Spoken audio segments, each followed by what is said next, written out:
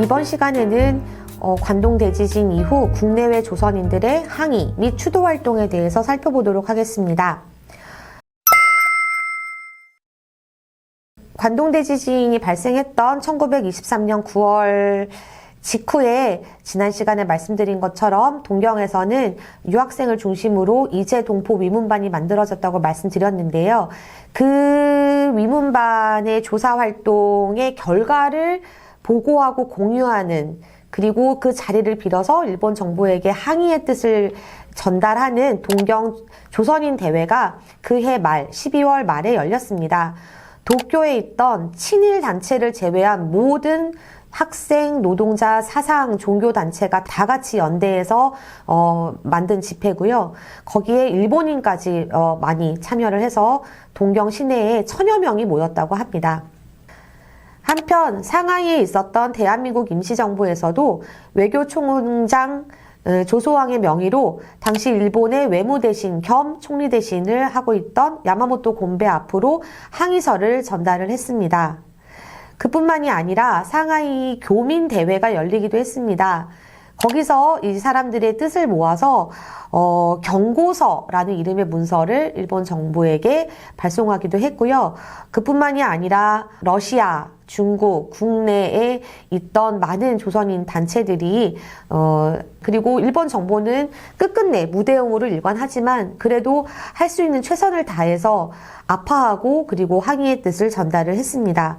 그리고 1년이 지난 1924년에는 조선과 일본, 동경입니다만 최대 규모의 기념일 투쟁을 합니다. 큰 계기가 되는 날을 기회 삼아서 자신들의 뜻을 전달하고 항의를 하고 주장을 하는 그런 것들을 말합니다. 그래서 도쿄에서도 서울에서도 큰 집회가 열립니다. 그런데 1925년이 되면은 그 이후 점점 더 힘들어집니다. 일단 일본에서는 25년, 26년이 되어 가면서 그때까지 그 조선인이란 이유 하나만으로 손을 한꺼번에 다 잡을 수 있었던 학생, 노동자, 사상, 종교 단체가 서로 각자의 길을 가게 됩니다. 그래서 추도 집회가 열리지 않는 것은 아닙니다만 별개의 집회를 열게 됩니다. 그렇지만 일본에서는 아무래도 학살의 현장이자 지진의 현장이었기 때문에 훨씬 더 사람들이 공감을 했을 테고요. 그래서 30년대가 들어서면 대규모 집회는 이제 뭐 더 이상 불가능해지지만 예를 들어서 뭐 전단지를 만들어서 뿌린다던가 이런 식으로 방법은 달라지고 작아지지만 계속적인 활동을 합니다.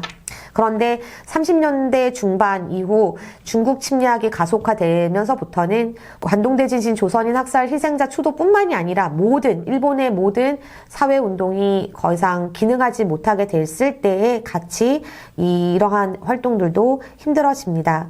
한편 조선은요, 1925년부터는 제로는 아니지만 거의 추도식 또는 추도 활동이라고 할 수 있는 것들이 찾아보기 힘들어집니다. 물론 가장 큰 이유는 그거를 못하게 막고 있는 당국의 탄압 및 통제일 텐데요.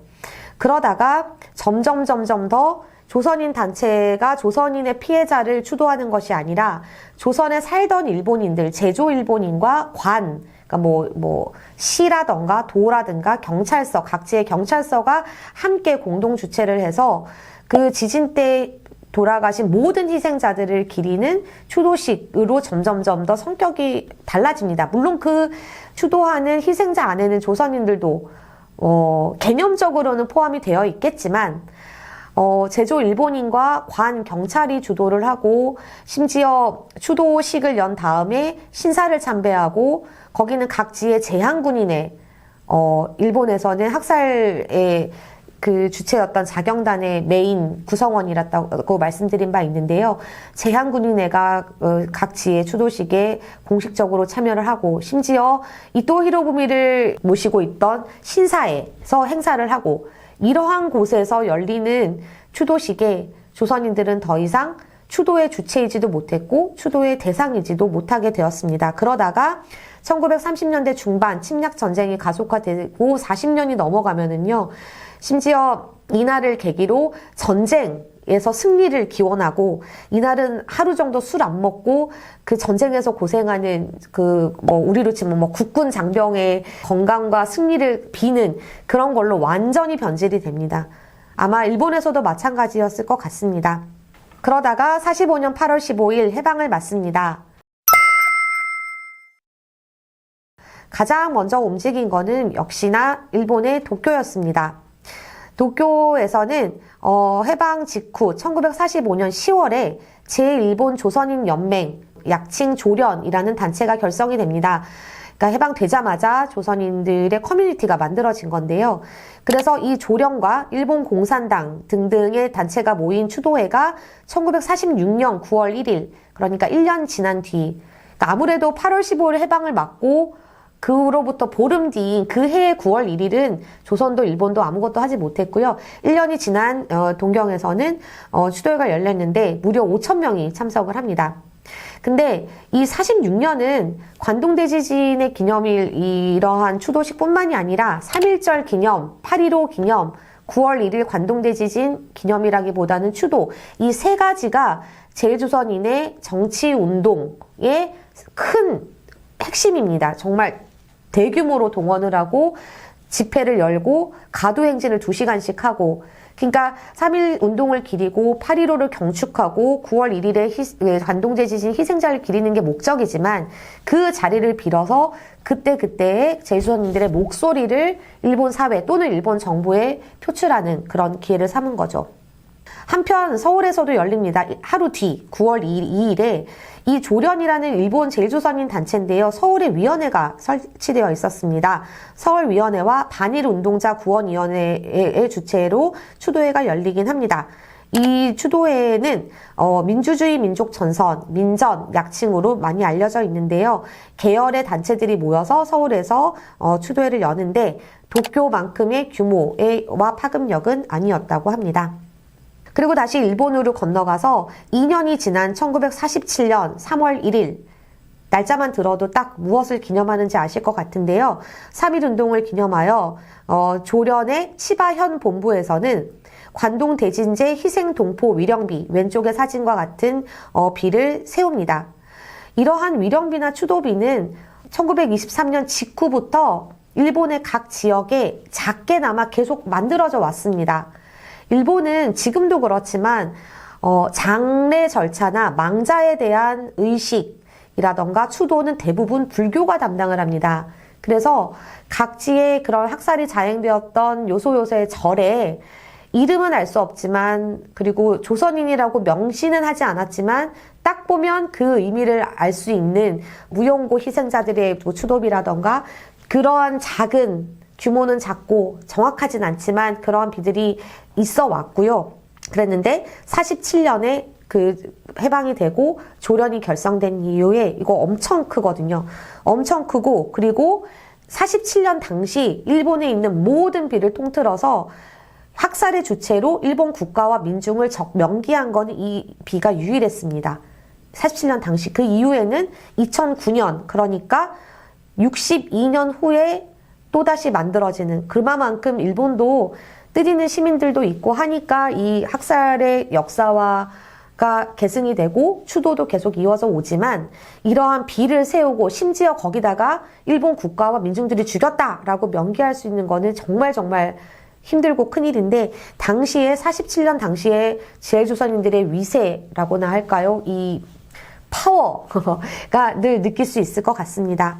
그리고 아마 첫 번째 시간에 말씀드린 것 같은데요. 같은 47년에는 제일조선인 중에 살아남으신 분들의 생존자들의 증언 체험을 담은 책이 발간이 됩니다.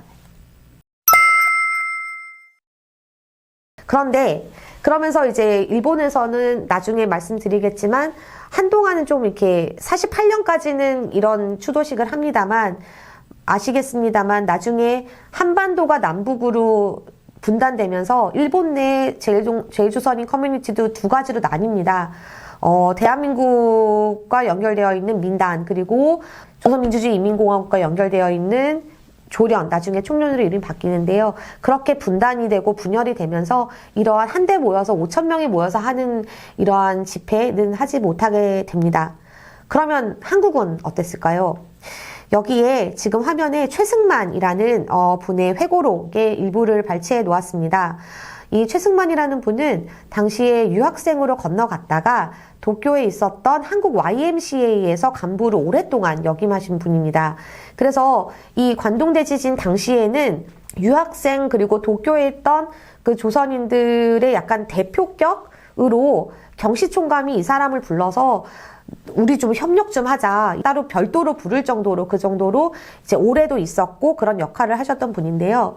이분이 이렇게 남겼습니다. 나중에 회고록입니다. 내가 도쿄에 있을 때는 매년 9월 1일이 되면 잊지 않고 반드시 유학생들과 함께 추도식을 했다. 그런데 1934년에 내가 조선에 돌아와 보니 9월 1일이 되어도 신문이나 잡지나 어떤 단체나 학사를 말하는 데가 하나도 없었다.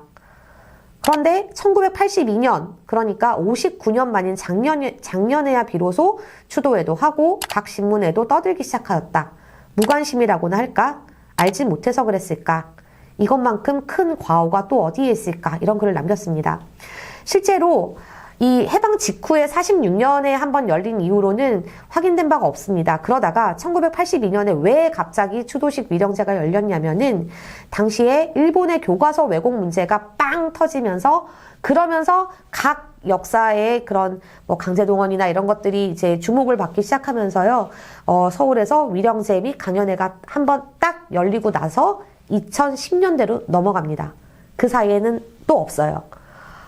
그러니까 저도 왜 그럴까 많이 생각을 해봤는데 저도 아직 답을 찾지 못했습니다.